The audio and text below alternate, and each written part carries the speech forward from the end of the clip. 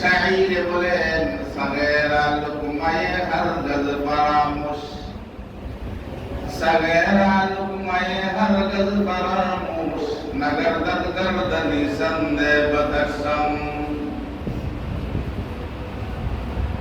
এটা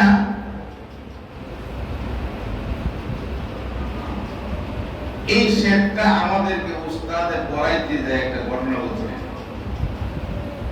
ঘটনা হলো এক আল্লাহর ওলি, সে ইবাদত করার জন্য নির্জনে চলে গেছে, এক পাহাড়ের গুহায় চলে গেছে। গুহায় চলে যাওয়ার পরে তাহলে বোঝা গেল এই লোকটা কত বড় ইবাদতওয়ালা, আল্লাহওয়ালা। নির্জনে চলে গেছে যাতে কোনো ডিস্টার্ব না হয়।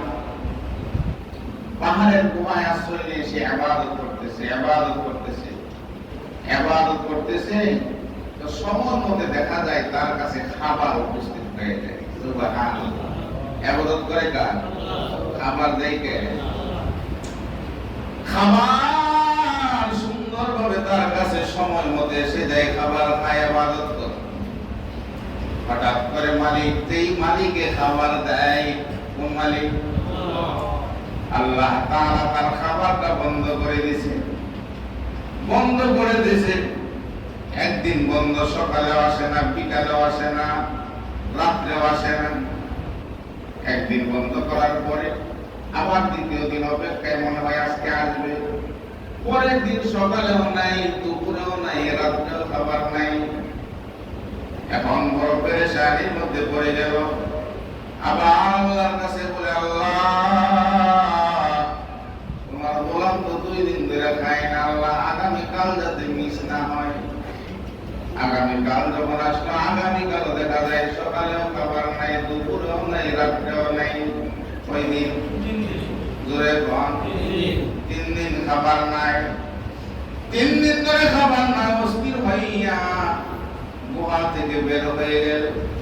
বের হইয়া একবারই সামনে হাঁটতে হাঁটতে এক বাড়িতে গিয়ে বসছে। ওইটা বলেন, ভাই ও কে আছে? আমি একজন মুসাফির, আপনার বাড়িতে এসেছিলাম গো। আমার 3 দিন ধরে কোনো খাবার নাই, যদি পারেন আমাকে কিছু দেন। এই কথা বলার পরে ওই বাড়িওয়ালা 3টা রুটি দিছে। কয়টা?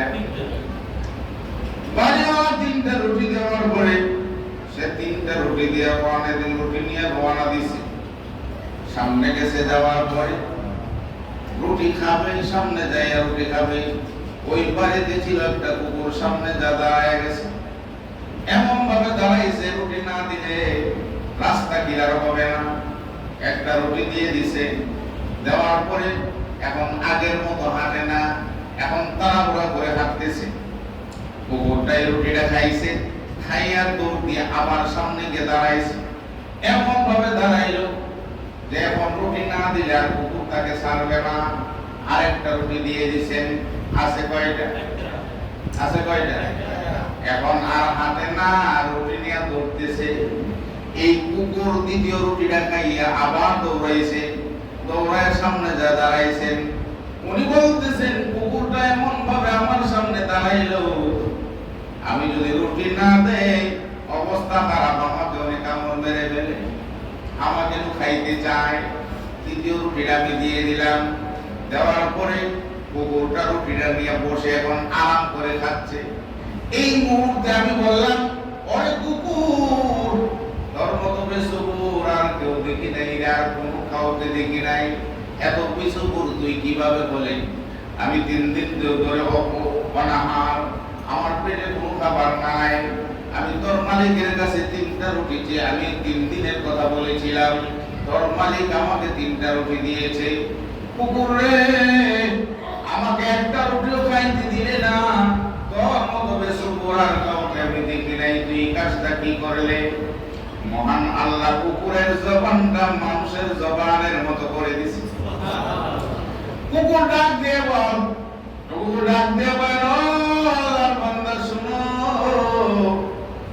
তুমি 1 দিন 2 দিন 3 দিন ধরে তুমি খাবার পাও নাই। তুমি মালিকের আশ্রয় ছেড়ে মালিকের গোলামের কাছে তুমি আইসা আবেদন করলা।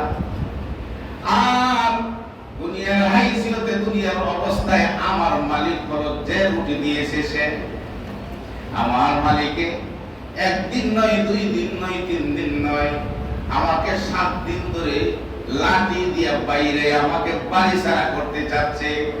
এরপরেও আমি কুকুর মালিকের বাড়ি ছাড়ি নেই। আর তুমি 3 দিন এই মালিকের বাড়ি ছেড়ে দিলে, এটা কেমন কথা? বেসবুর কি আমি না তুমি? লক্ষ্য করে